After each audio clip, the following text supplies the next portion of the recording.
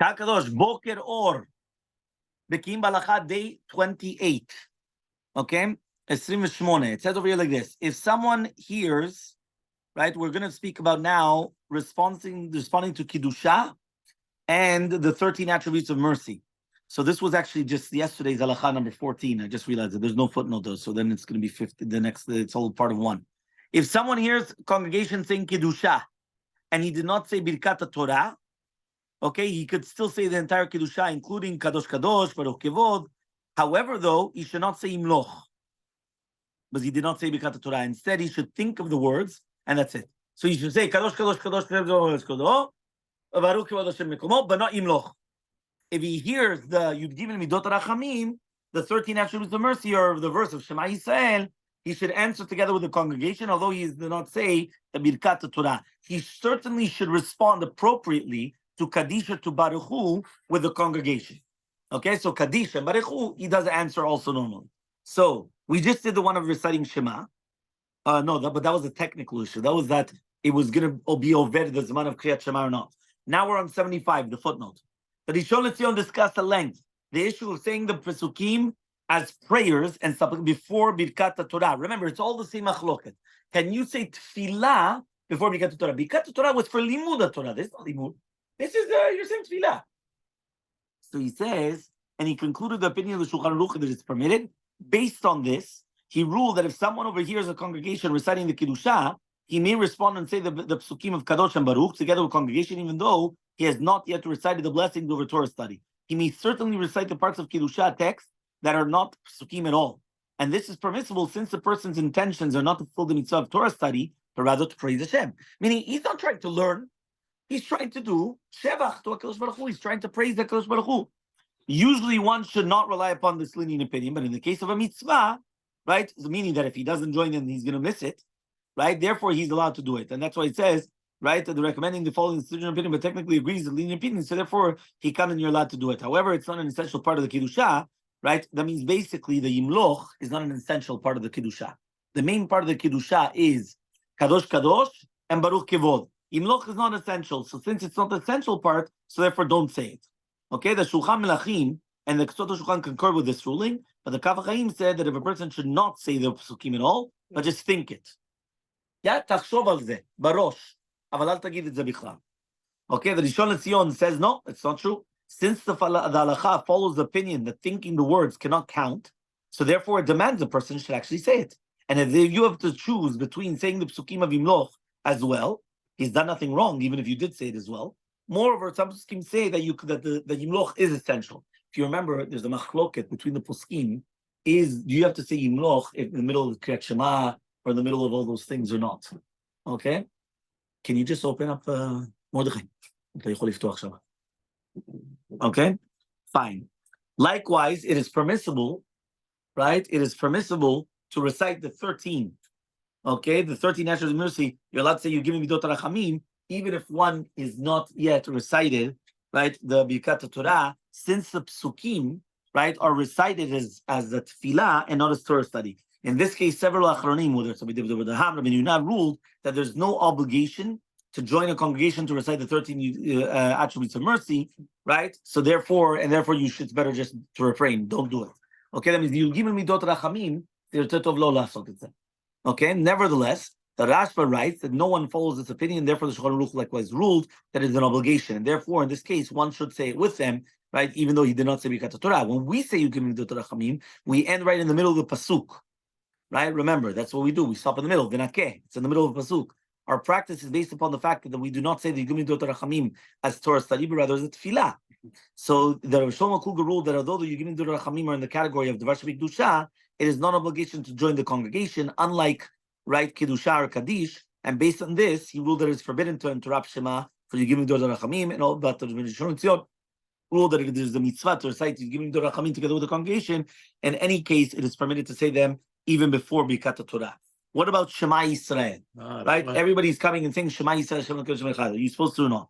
Shulchan Aruch ruled, if someone enters a synagogue, right, just when they're saying Shema, you should join with them. So not to give them impression that you don't accept upon yourself Kabbalat Malchut Shemayim. The Mishnah Berurah added that even if the person has not yet recited the Berachot of the Torah study, he still joins the congregation for the first Psukim of Shema Yisrael. Maran and Rishon LeZion also agreed with this as well.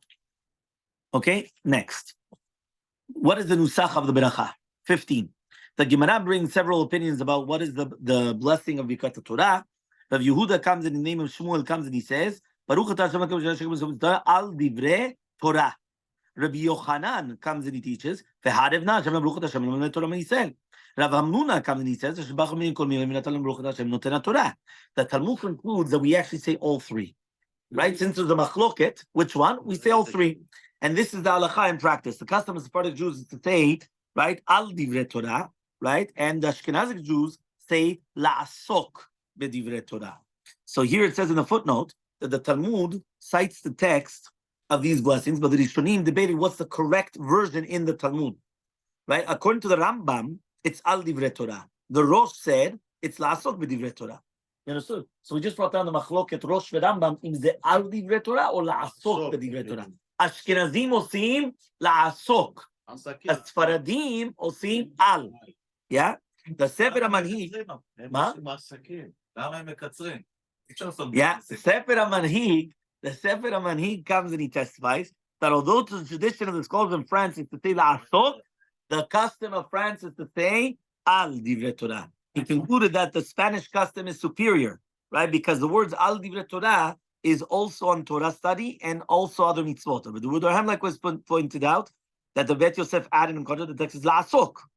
So therefore, the Bet Yosef then counters that if this is the case, then it makes itself the text la'asok divrei superior, since we recite specifically over the Torah mitzvot. The text of al divrei Torah, on the other hand, is more general, right? Despite this argument, the Shulchan Aruch still says that we have to go like the Rambam's ruling that it's al divrei Torah. In defense of the Rambam, the Elmaleh suggested that our sages instituted the blessing to cover not only mitzvot Torah, but all mitzvot as well, right? Such as the mitzvah of giving tzedakah, honoring parents, and therefore we say al divrei Torah. What about doing mitzvot then before Birkat Torah? If you tell me that the pshat of al divrei Torah is even on mitzvot, שאלה, אתה יכול לתת צדקה לפני ברכת התורה? כן. אתה עושה מצווה. אז האם הוא מותר או לא? The האחרונים debated whether it's permissible to perform mitzvot before saying ברכת התורה or not. The ביקורי יעקב, בשבילך זה פשוט, בשבילם יש מחלוקת. ביקורי יעקב ruled that one must say ברכת התורה before the mitzvah of lulav during Sukkot. זאת אומרת, אני קם בבוקר, אני נוסע לעשות נטילה לולב, ברכת התורה. כך כתוב בביקורי יעקב. The יפה ללב deduce from this that one should say Birkat Torah before any mitzvah. For example, tefillin. Furthermore, mitzvah of Torah study is present over all mitzvot. And the Gemara says, right, the same thing. Avraham Mordechai of Gur suggested that Bikuri Yaakov opinion is anchored in the Zohar HaKadosh that teaches that when a Torah scholar performs a mitzvah, it's considered Torah study. זאת אומרת, זה כמו שאתה לומד תורה. אתה עושה מצווה, זה כאילו שאתה לומד תורה, לפי הזוהר. אז לפי זה, אז צריך לברך ברכת התורה לפני כן, וככה זה הביקורי יעקב. The response of בצל החוכמה, however, refuted. He said no. And the Yafel Alev also. He says, since the Shulchan Aruch's opinion is that no blessing is necessary to think in Torah, therefore, although a Torah scholar might review dozens of halachot of tefillin, right, in his mind before putting tefillin, he doesn't have to say Birkat Torah. So in fact, the Ramah ruled that it's permissible to even say a psak halacha beforehand, as we just started for yesterday.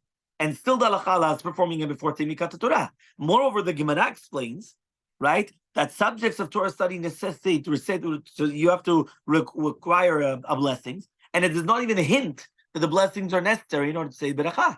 So the B'tzela Chokmah adds that we cannot bring any proof from Rabbeinu David with the Ham statements about Divrei Torah including all mitzvot, since everyone agrees that it's including all mitzvot, nothing to do with it. And therefore, Rabbeinu David deduces from the text of the blessing that it is meant to cover all mitzvot as well, but this does not mean that this must precede those mitzvot. So actually, it doesn't actually come up with a very, very clear maskana. He doesn't say what the maskana is. He just brings out machloket. He says it's machloket. Ha'in tzarich levarech birkat Torah or lo al mitzvot. Okay, next, number 16. Tet zayin lemala. In Hagas Faradim, okay, is to count v'harevna ki bracha bifnei atzma. It's a separate bracha. You do Baruch Atah al divrei Torah nekuda. V'harevna is another bracha, and therefore you answer amen after al divrei Torah. V'chem in Hagas Faradim lomar v'harevna b'tosef vav af shehi bracha right bifnei atzma. So it's technically it's a stira. והערבנה is mashma, and is mashma, לא משמע שזה ברכה אחרת. לא, מנהג הספרדים והערבנה. אבל חוץ מזה שזה שתי ברכות. So let's see over here, number 77. Number 77 comes and it says, the Arba Turim stated that the Berachav al Divrei Torah and the passage of Arevna are two parts of a single blessing. And this is why this passage begins with the letter Vav.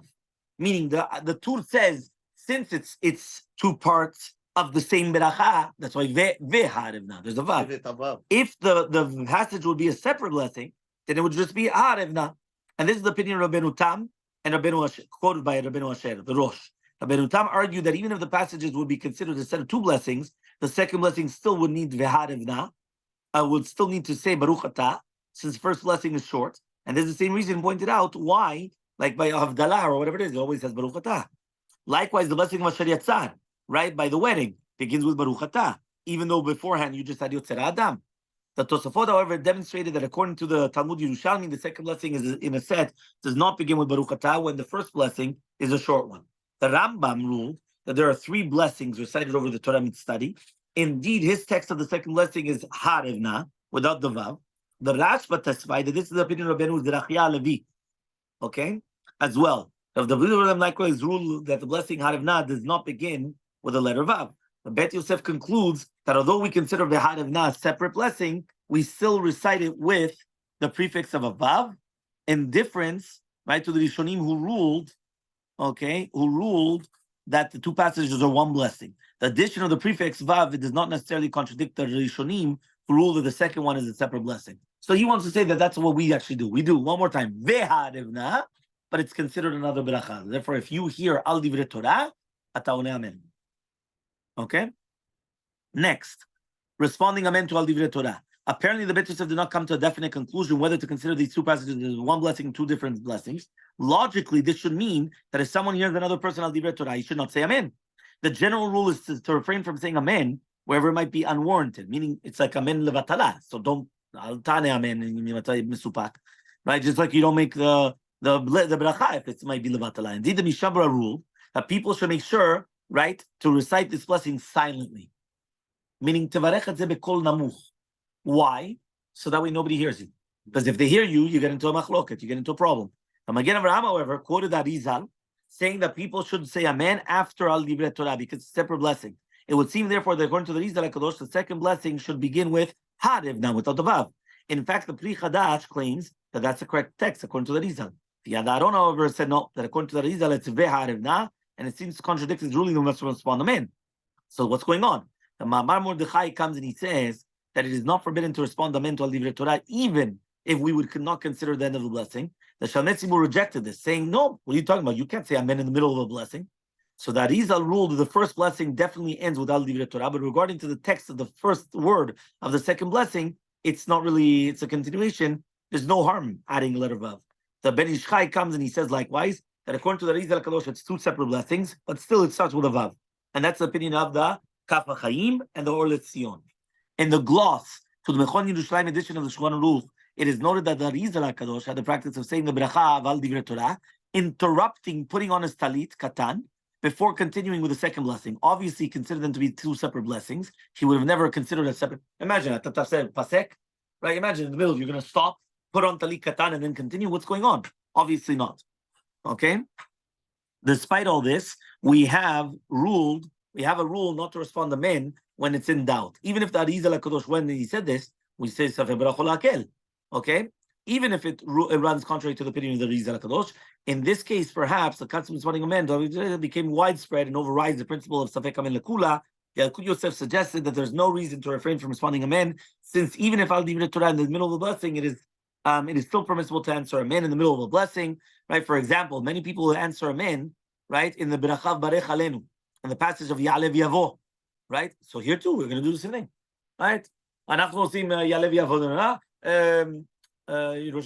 לתורה לברכה, well, you answer, amen, amen, you're in the middle of a bracha. So same thing. You could do amen to the middle of a bracha. So according to this, if someone asks another person to recite the Birkat Torah on his behalf, he must not respond amen al Divrei Torah. If he would, then he's going to have a problem. Okay, it seems, however, that the earlier poskim, right? Right? The earlier poskim though rejected the position of the Yosef. If they concurred with it, they would never have brought it up at all. Although it is true, common custom is to respond as Amen, that is true only for individual prayers and requests that are included within the blessing. In those cases, it's obvious that the congregation did not mean to end the blessing there, but here it could mean that you're ending a blessing. So therefore, obviously, right, it could be that we do follow the opinion of Safek Amen Lekula, Lakel, and therefore, obviously, you're not going to answer, right, the Amen. So that's what we're trying to actually come in with.